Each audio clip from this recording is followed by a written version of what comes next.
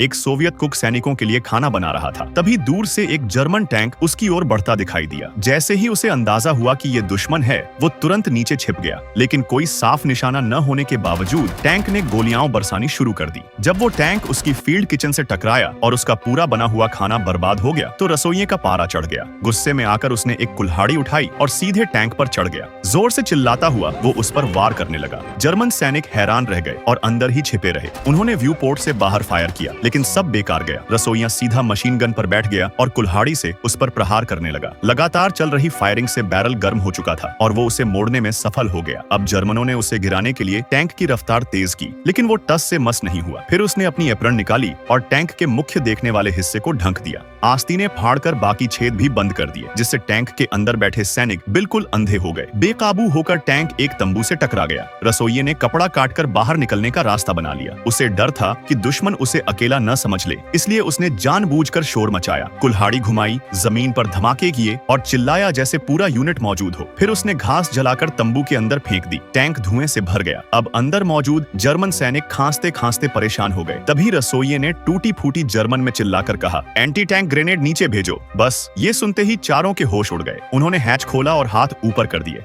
रसोइये ने तुरंत राइफल तान दी और सबको हथियार फेंकने को कहा। जब वो सैनिक पीछे मुड़े तो हैरान रह गए। जो उन्हें घेर रहा था वो कोई योद्धा नहीं, एक अकेला कुक था। लेकिन तब तक बहुत देर हो चुकी थी। रसोइया उनकी शक्ल देखकर ठहाका मारने लगा। कुछ समय बाद जब बाकी सोवियत सैनिक लौटे और दूर से टैंक देखा तो सभी घबरा गए, जमीन पर लेट गए और कवर में चले गए। मगर जब कमांडर ने झांक कर देखा तो पाया कि टैंक के पास वही रसोइया खड़ा है, हाथ में राइफल लिए और चिल्ला रहा है, बाहर आ जाओ, खाना तैयार है। सब दंग रह गए। जब उन्हें यकीन हो गया कि वो बंदी नहीं है, तब जाकर बाहर आए और जब पता चला कि उसने 4 जर्मनों को बिना एक भी गोली चलाए पकड़ लिया और एक टैंक भी छीन लिया, तो वो अवाक रह गए। ये कोई मनगढ़ंत कहानी नहीं, बल्कि हकीकत में घटी एक रोमांचक घटना है।